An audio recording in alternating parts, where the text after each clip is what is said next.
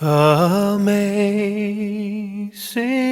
grace, how sweet the... Em nome do Pai, do Filho e do Espírito Santo. Amém. Bom dia.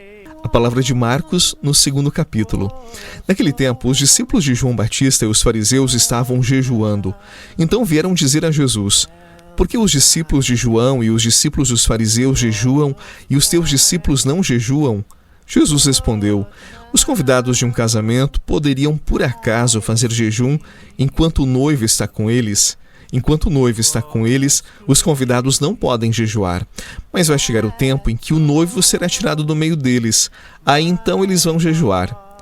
Ninguém põe um remendo de pano novo numa roupa velha, porque o remendo novo repuxa o pano velho e o rasgão fica maior ainda.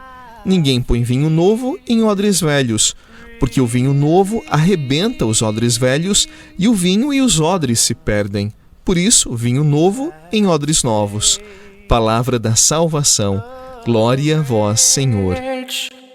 Like me, I once was lost, but now... Entra em cena no Evangelho de hoje um tema muito importante para nós cristãos, que é o jejum. Esta prática era muito antiga, era anterior ao próprio Jesus.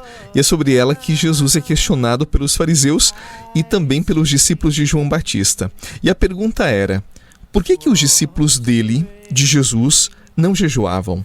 Jesus usa 3 imagens para responder. A primeira diz respeito a uma festa de casamento. Você jejua numa festa de casamento? Não, e você não jejua porque os noivos estão em festa.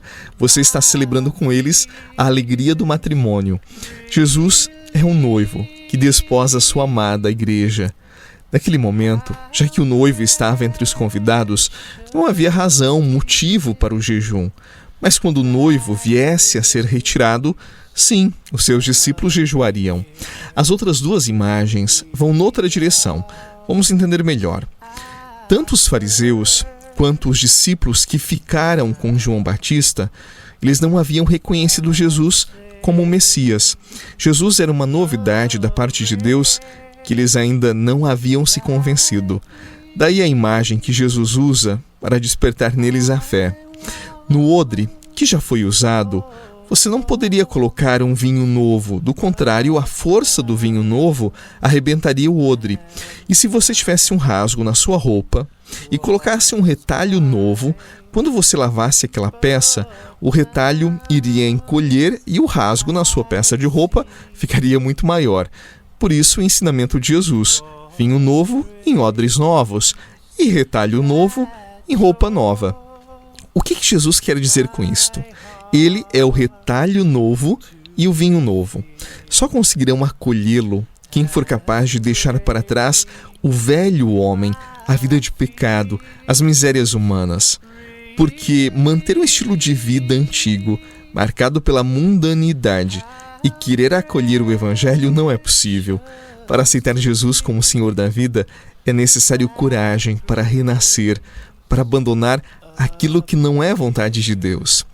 Ouça o que diz São Paulo sobre este tema à comunidade dos Efésios no 4º capítulo. Diz ele: quanto à antiga maneira de viver, vocês foram ensinados a despir-se do velho homem, que se corrompe por desejos enganosos, e serem renovados no modo de pensar e a revestir-se do novo homem, criado para ser semelhante a Deus em justiça e em santidade, provenientes da verdade. Que assim nós consigamos ser revestidos da nova roupa e sermos os novos odres, para que o Senhor Jesus nos renove com a sua graça. Now I see 'twas grace that taught. Você já percebeu nos evangelhos que todas as pessoas que iam a Jesus e queriam segui-lo com toda a verdade tiveram que mudar suas vidas? Abandonaram a prostituição, o roubo, o mau caratismo, o preconceito e assim vai. Pensem nos grandes santos da igreja ao longo desses séculos. Ao conhecerem Jesus, eles renasceram todos para uma vida nova. Converter-se ao Evangelho, ser de Deus implica a sincera capacidade de abandonar o pecado, o velho homem, e renascer em Jesus. Que nós tenhamos esta coragem, desta revolução interior, para sermos verdadeiramente cristãos, para sermos do Senhor Jesus. Que Ele abençoe o seu dia. Em nome do Pai, do Filho e do Espírito Santo.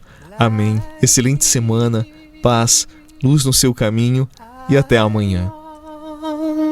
Was lost, but now am found.